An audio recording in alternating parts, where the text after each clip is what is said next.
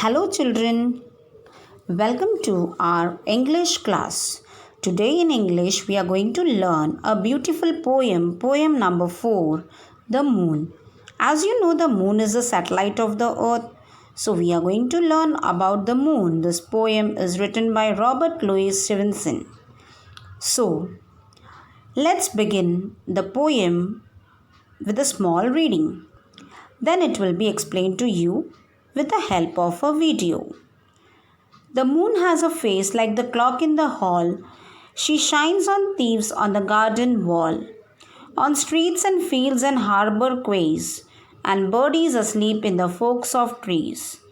The squealing cat and the squeaking mouse, the howling dog by the door of the house, the bat that lies in bed at noon, all love to be out by the light of the moon.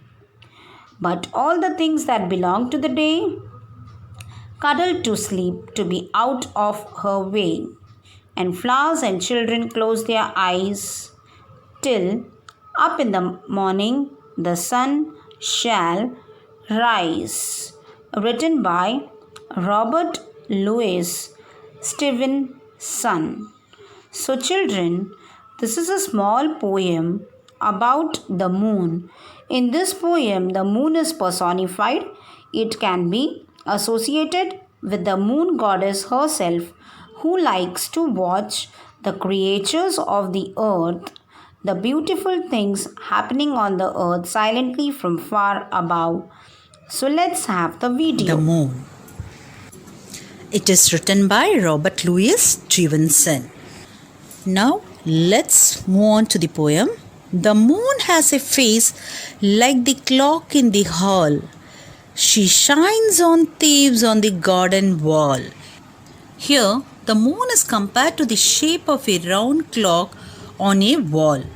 Just like the clock determines the time, the moon signifies the night time. Now, the poet is telling that she spectates the thief stealing at night.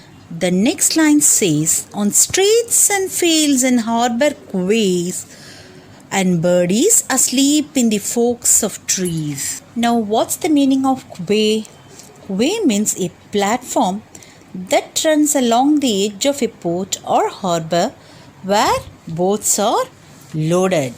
And the birds on trees. What's the meaning of forks here? Forks means divided into two parts. So, the birds are sleeping in their nest. That is, they have built their nest in their forks, or they are resting in that area. Let's move on to the second stanza.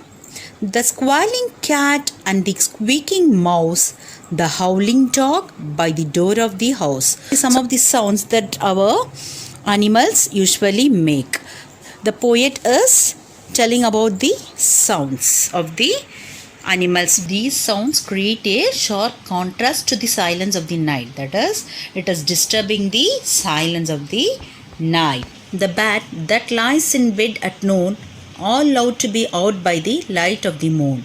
So the bat sleeps at the daytime and comes out in the night time to see our pleasant moon. So our poet is telling that the bat always sleeps during the daytime and it will be coming and roaming in the night time to see the beautiful moon.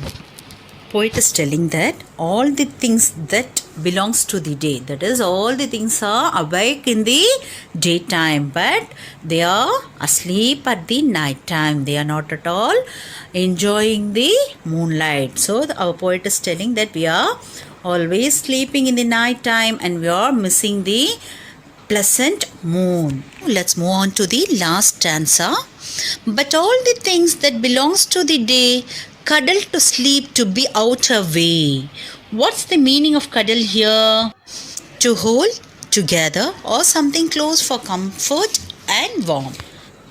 And flowers and children close their eyes till up in the morning the sun shall rise.